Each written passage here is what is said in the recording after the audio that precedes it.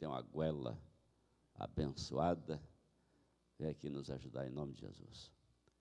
Hino de número 61 de nossa harpa cristã.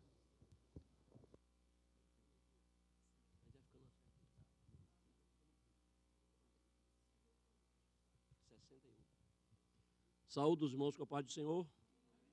Juntos louvaremos com o hino de número 61. Deus tomará conta de ti. Não tem no playback?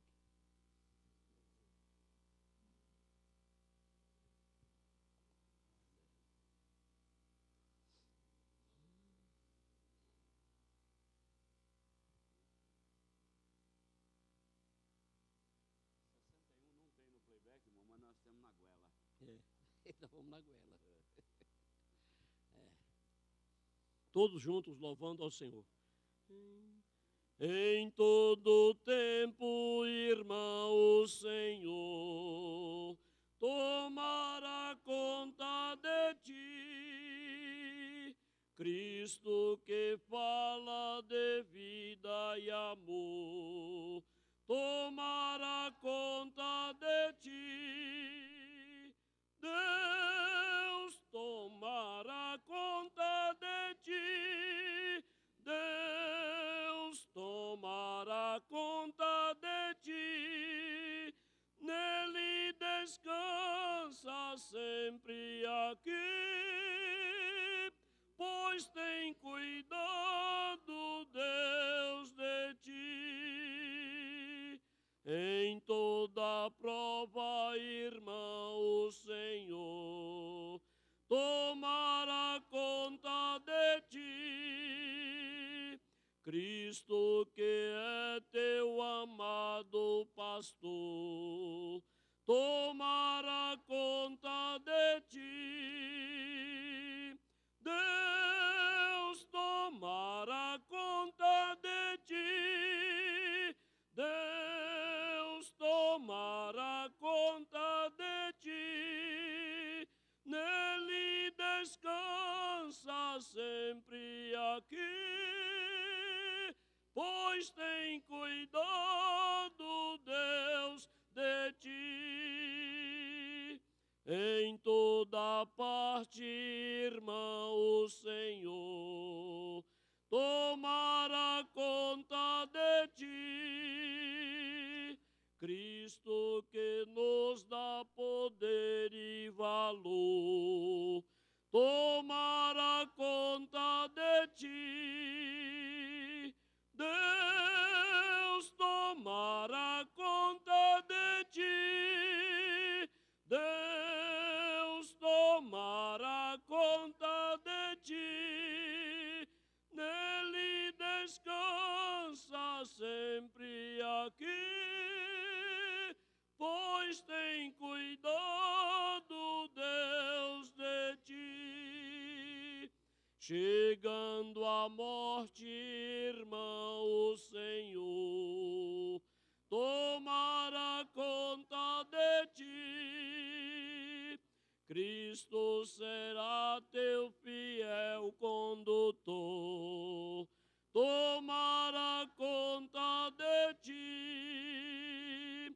Deus tomará conta de ti.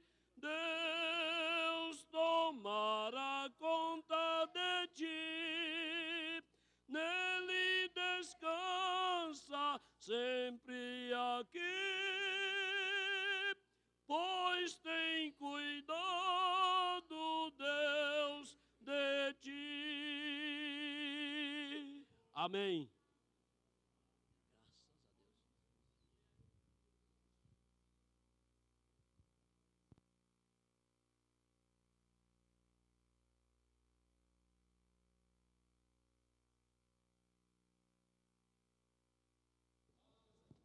Meus queridos irmãos, esteve viajando ali para o estado da Bahia, mais propriamente para a cidade portuária ali de...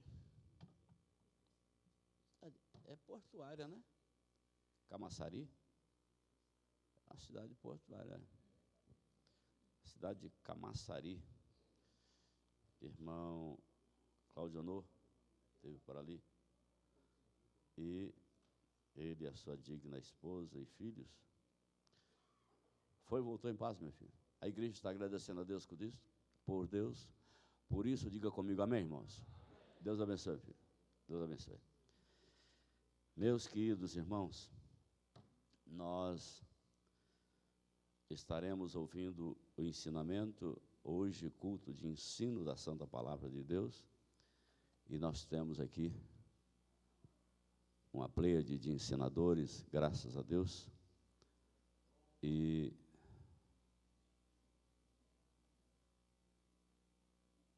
está ali, tem um rapazinho ali, ele está meio fortinho, vem cá, meu filho. Está meio fortinho, vamos tirar um pouco dessa.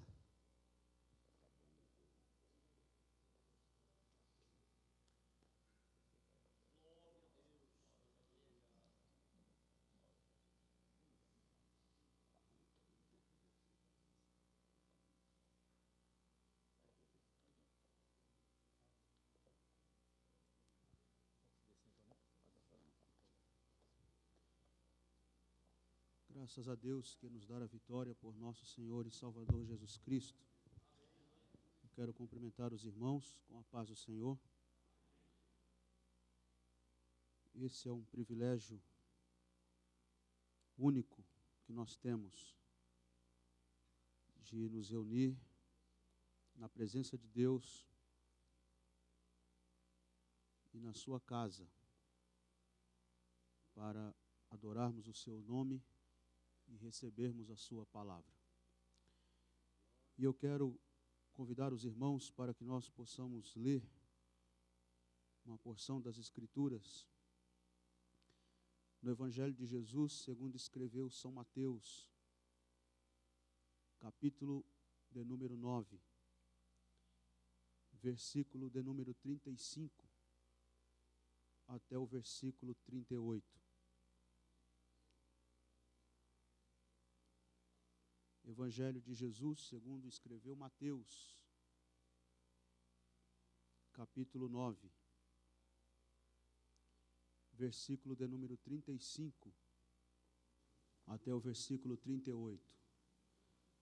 Essa passagem das Escrituras é bastante conhecida, que fala da seara e os ceifeiros.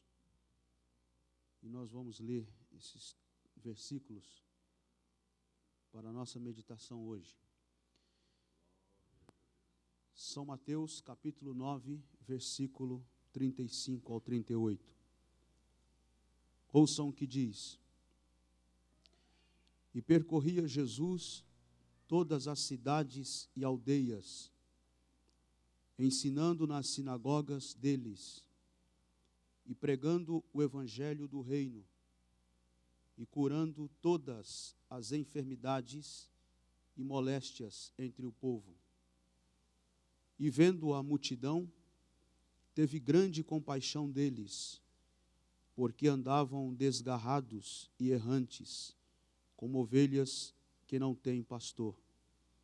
Então disse aos seus discípulos: A seara é realmente grande, mas poucos os ceifeiros. Rogai, pois, ao Senhor da seara, que mande ceifeiros para a sua seara. Amém. Meus queridos irmãos, nós temos que admitir que o nosso país é um país absolutamente religioso. Nós vivemos em um país religioso. A religião tem ganhado o seu espaço nesta nação, e não é de hoje, desde a sua descoberta, desde os colonizadores, já trouxeram esta coisa da religião praticamente quase que impregnada em todo o desenrolar da história no Brasil. De maneira que nós temos uma fortíssima influência religiosa no Brasil. A religião está presente, muito presente em nossa nação. Apesar do Estado ser laico, separado da religião, mas a religião tem, inclusive, influenciado até a política do nosso país. Então, a religião tem estado presente, tem conquistado o seu espaço, tem influenciado política, econômica, socialmente falando, até culturalmente falando, de maneira que nós vivemos em uma nação absolutamente religiosa. E como ramo, vamos dizer assim, como um galho, vamos dizer que a religião seja um tronco largo, temos aqui um tronco largo, que é a religião. Vamos pensar na religião como um tronco largo aqui no Brasil, e como um galho, como um ramo desse tronco largo que é a religião no Brasil, nós temos o movimento evangélico. E o movimento evangélico tem crescido aceleradamente, principalmente nos últimos 10 ou até 15 anos para cá. E eu gostaria que você marcasse bem esta minha expressão, movimento religioso, porque eu não estou falando do movimento cristão. Eu também não estou falando do movimento pentecostal. Eu também não estou falando de nenhuma igreja, de nenhuma denominação, enquanto instituição. E também não estou falando de igreja também no sentido místico, corpo místico de Cristo. Mas eu estou falando de um movimento evangélico que se instaurou nesta nação, que ganhou um espaço absolutamente considerável, esse movimento no Brasil. E pasme os senhores, que este movimento, ele tem inclusive, atrapalhado e muito a pregação, a mensagem genuinamente cristã e comprometida com os valores do reino de Deus no Brasil hoje. Alguns dias atrás, alguns meses atrás, na verdade, eu estava lá sapeando os canais da televisão. Não sou de assistir programa evangélico na televisão. Mas eu parei num determinado canal porque me chamou a atenção um líder evangélico neste país, um pastor de muita influência nesta nação, que ele estava fazendo um comentário e, de certa forma, até se gabando e se vangloriando daquele comentário que ele estava fazendo, que era relacionado a uma pesquisa do IBGE, cuja pesquisa estava apontando o crescimento numérico, gravem bem isto, crescimento numérico dos evangélicos no Brasil. E ele fez até uma crítica lá ao IBGE, porque, na verdade, segundo ele, o IBGE está atrasado, porque o crescimento dos evangélicos é bem maior do que aquilo que o IBGE estava apresentando.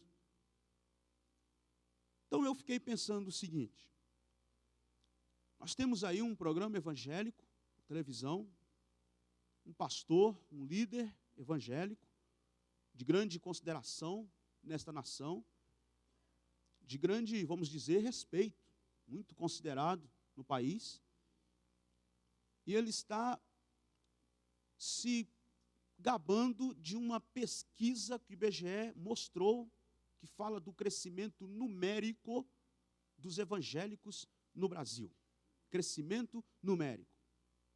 Que, inclusive, a tendência para os próximos anos é que o número de católicos vai diminuir e o número de evangélicos vai aumentar. E, na verdade, sejamos honestos, ser evangélico hoje está na moda. Sejamos sinceros. Ser evangélico hoje é moda. ser cristão da estirpe daqueles primeiros cristãos lá de Atos, que eram torturados, apedrejados e perseguidos, aí não. Mas ser evangélico hoje, nessa categoria de hoje, é moda. Desculpe minha expressão, mas qualquer atrizinha diz que se converte, aparece nos programas evangélicos e diz, sou evangélica. Evangélico não, programas mesmo aí, seculares aí, de televisão. Sou evangélica. Continua lá fazendo uns filminhos pornográficos, mas sou evangélica. Qualquer atorzinho diz que é evangélico. E, na verdade, os evangélicos estão em alta. É moda ser evangélico. Tem programa evangélico para todo gosto na televisão. Tem programa evangélico para todo gosto no rádio.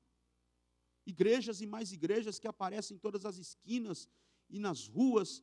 E tem igrejas e também para todo gosto. Nós temos um movimento evangélico onde há todo um palco de um movimento montado nesta nação que cativa a atenção das pessoas, que atrai a atenção das pessoas. A Rede Globo, por exemplo, tem inclusive um espaçozinho no final do ano para os crentes, para apresentar lá os grandes nomes da música gospel, como eles gostam de chamar, para poder se apresentarem. Então, é moda ser evangélico hoje no Brasil, é moda. Tem programa evangélico, tem show evangélico, tem todo um arsenal evangélico e tem toda uma plataforma evangélica montada nesta nação que cativa os olhos e que enche os olhos do povão. E eu ouso dizer aos senhores o seguinte, mesmo com todo esse arsenal evangélico montado, mesmo com o IBGE dizendo que o número dos evangélicos está em alta e está crescendo e a tendência é crescer mais ainda, mesmo com todo esse crescimento numérico, mesmo com toda essa badalação evangélica no Brasil de hoje, mas eu ouso dizer aos senhores hoje à noite, não se iludam e não se enganem, porque isto não significa saúde espiritual. Não se impressione com os números, com os dados apresentados pelo IBGE. Não fiquem empolgados com as celebridades gospels, com os grandes nomes da música gospel, com os grandes eventos, com multidões em busca litúrgica efervescente, porque isto não significa saúde espiritual. Você pode me dizer, mas Nilson, você é contra o crescimento numérico? Óbvio que não sou contra. Não tenho nada contra. Gostamos de número? Gostamos. Aliás, nós estamos num templo aqui, um espaço físico considerável. Para que este templo? Para que as pessoas congreguem. Não está aqui para ficar vazio, ou para ficar enfeitando, ou para dizer que temos. Não, é para encher mesmo, é para encher galeria, encher bancos, cadeiras, e quanto mais melhor. É isso. Sou contra. Estou dizendo que não é para ter um crescimento numérico. Que às vezes a gente tem na nossa cabeça que uma igreja grande, com muita gente, é uma igreja fraca espiritualmente. Que a igreja forte espiritualmente é aquela igreja pequenininha, lá no canto da periferia, com poucos crentes. Não é verdade. Não é verdade. Nós temos nos Atos dos Apóstolos, por exemplo, na primeira pregação de Pedro, quase 3.000 se converteram. Na segunda pregação, quase 5.000. Ou seja, nós temos um crescimento da noite para o dia de uma igreja que beirou o número, acho que até foi para os 8.000, ou até passou dos 8.000 crentes, já que eles contavam mais homens e não crianças e mulheres. Se levarem em consideração crianças e mulheres, de repente passou dos 8.000. E nós temos uma igreja absolutamente comprometida com a mensagem de Cristo, mesmo com um crescimento assustador da noite para o dia, mas uma igreja absolutamente comprometida com a mensagem de Cristo e com a mensagem do Evangelho. Então, não estou falando que não pode crescer numericamente. O que eu estou querendo dizer é que não adianta toda essa badalação, não adianta o IBGE, não adianta nós, evangélicos, se é que eu não gosto muito de usar essa expressão, ficarmos empolgados com esse apontamento, com esse número e com toda essa badalação evangélica no Brasil de hoje, porque não adianta isto se a qualidade nossa não for pautada na palavra de Deus e na mensagem de Cristo e nos valores do reino. Então, por que é que eu estou fazendo esse comentário com vocês? Porque os textos que eu li, Mateus capítulo 9, versículo 35 a 38, esses textos, esses versículos, eles são bem parecidos com hoje, tem muito a cara de hoje. Parece muito com hoje, esses versículos que eu li. Que apesar de nós termos aqui um texto que está muito longe de nós, geograficamente falando, culturalmente falando, politicamente falando, nós temos um texto muito longe de nós, assim, em tempo e espaço, há mais de 2000 anos passados, que aconteceram esses eventos que Mateus está registrando para nós, essas palavras e toda essa coisa que nós temos aqui, o conteúdo que temos aqui nesses versículos que li para vocês, que Mateus está registrando. Mas apesar desta distância política, social, apesar desta distância geográfica, mas esse é um texto que está muito perto de nós. Por que eu estou dizendo isso? Porque Jesus aqui estava vivendo o auge do grande movimento religioso dos seus dias também. Jesus não estava vivendo uma realidade diferente da nossa.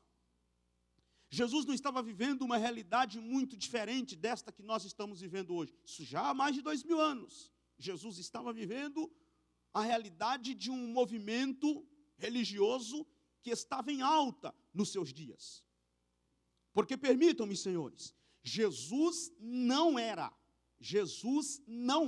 nenhuma novidade. Religiosamente falando, Jesus não era nenhuma novidade. Religiosamente falando, não. Porque já existia religião nos dias de Jesus.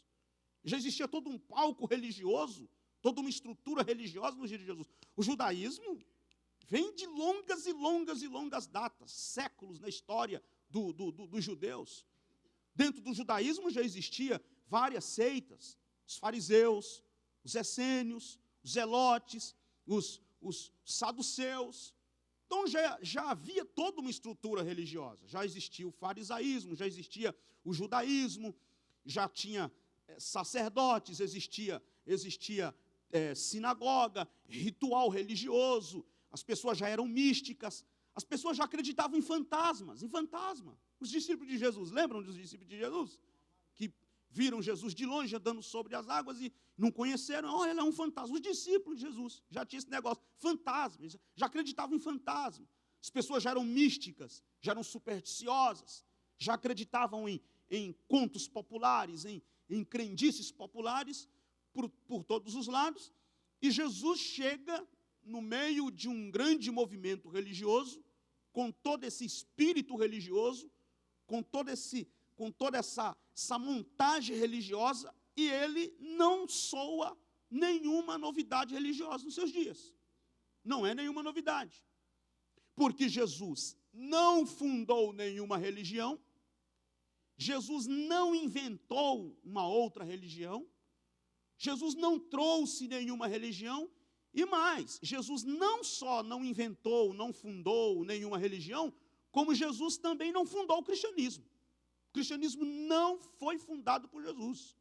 Às vezes isso soa meio esquisito aos nossos ouvidos, que a gente fica pensando, mas eu sou cristão e Jesus não fundou o cristianismo? Como que é isso? Jesus não fundou o cristianismo.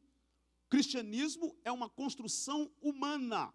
O cristianismo é uma construção humana. Aí você pode fazer duas leituras do cristianismo. Você pode ler o cristianismo a partir da religião, e você pode ler o cristianismo a partir de uma filosofia de vida, de um estilo de vida, de um jeito de viver, de uma maneira como as pessoas devem organizar a sua vida. Aí, se você quiser fazer essa leitura, aí tem a ver com Jesus, que essa é a proposta de Jesus, um novo jeito de viver, vida em abundância, vida eterna, é isso que ele prega, é isso que Jesus ensina, um novo jeito de viver, uma nova maneira de organizar a vida, uma filosofia de vida, um estilo de vida. Se você quiser fazer essa leitura, aí você está falando de Jesus, aí você está falando de evangelho. Mas cristianismo a partir da religião não tem nada a ver com Jesus. Cristianismo a partir da religião tem a ver com os homens. O Jesus não infundou nenhuma religião e nem o cristianismo. O cristianismo é uma construção humana, que a partir da religião, ela se institucionalizou no final do século III e começo do século IV, com Constantino, que cooptou o cristianismo para que fosse religião oficial do Estado e deu o nome de Igreja Católica Apostólica Romana, que a ideia dele era de transformar o seu império no império universal. Daí o nome católico, quer dizer universal. Então ele usa o cristianismo como uma chave principal para transformar o seu império num império universal. Então, o que nós temos? Que o cristianismo não foi fundado por Jesus. Que o cristianismo é esta construção humana que se deu institucionalmente no final do século III e começo do século IV, como eu já disse a vocês. Você me pergunta, então por que sou cristão? Nós somos cristãos não é por causa do cristianismo. Nós somos cristãos é por causa da pessoa de Cristo. É diferente. Em Atos dos Apóstolos, no capítulo 13, a Bíblia vai dizer que pela primeira vez os cristãos foram chamados de cristãos em Antioquia. Isso lá pela metade do primeiro século. E o cristianismo só foi institucionalizado 3 séculos depois. Então, na primeira metade do primeiro século, é que os cristãos, pela primeira vez, são chamados de cristãos em Antioquia. E por que são chamados? Por causa de uma religião? Por causa do cristianismo? Não. Porque eles imitavam Cristo. Porque eles eram parecidos com Cristo. Porque eles imitavam Cristo. Eles imitam Cristo, eles se parecem com Cristo, eles levam adiante a mensagem do Cristo. Então esse povo, nós vamos dar um título para esse povo. São os cristãos. Aí eles ganharam esse nome, cristãos. E nós hoje, como igreja, só seremos cristãos, genuinamente cristãos, se nós seguirmos Cristo e não uma religião. Se seguirmos uma religião, seremos mais um religioso. Mas se seguirmos Cristo, aí seremos genuinamente cristãos, porque nós somos seguidores de Cristo Jesus, o Nazareno. E é esta a grande diferença. A grandeza da mensagem cristã está nisto. A nobreza da mensagem cristã consiste nisto. No quê? Que nós temos um cristianismo e fazemos uma leitura deste cristianismo não a partir da religião, mas a partir de um novo jeito de viver, que foi a proposta de Jesus. E segundo a proposta de Jesus, nesse novo jeito de viver, o cristianismo se torna inédito na história das religiões, mas não é por causa das suas coerências filosóficas e teológicas, também não é por causa da sua moral ou da sua ética, e também não é por causa da nossa solidariedade com os que sofrem. Embora nós temos esse compromisso, e ele seja uma referência moral e ética, e ele seja coerentemente, filosófica e teologicamente falando. Mas o que torna o cristianismo inédito na história das religiões é porque nós seguimos uma pessoa, e esta pessoa se chama Jesus Cristo, o Nazareno. Nós não seguimos uma religião, nós não seguimos um dogma, nós não aderimos a uma codificação teológica, nós não seguimos uma tradição, nós seguimos uma pessoa, e esta pessoa é Jesus Cristo, o Nazareno, o Senhor desta igreja. Por que nós pregamos a mensagem de Cristo? O que é fundamental na mensagem de Cristo? O que é fundamental na mensagem de Cristo é que nós temos um compromisso com Ele, é nele, na pessoa dele. Não é nas obras dele, nem na doutrina dele, mas é na pessoa dele, de Jesus, que se alicerçam todos os conteúdos de nossa fé. E você pode comparar todos os ismos do mundo. Você pode pegar, por exemplo, o mormonismo. O mormonismo existe e consegue sobreviver muito bem sem Joseph Smith, porque ele não vive, ele não depende do Joseph Smith, ele depende das revelações, das supostas placas de ouro que o anjo Moroni entregou para ele. Você pode ter, por exemplo, o islamismo sem Maomé, vive tranquilamente, porque não depende do Maomé para sobreviver, depende do Alcorão, que é tido como livro ditado pelo próprio Deus. Você tem espiritismo sem Allan Kardec, budismo sem Buda, zoroastrismo sem Zoroastro, mas no cristianismo é impossível você ter a fé cristã e a pregação do evangelho sem a pessoa de Jesus Cristo. Porque é nele que se alicerçam os conteúdos de nossa fé. Então nós temos aqui um texto onde Jesus não é nenhuma novidade, religiosamente falando. não inventou nenhuma religião, não fundou nenhuma religião. E Jesus faz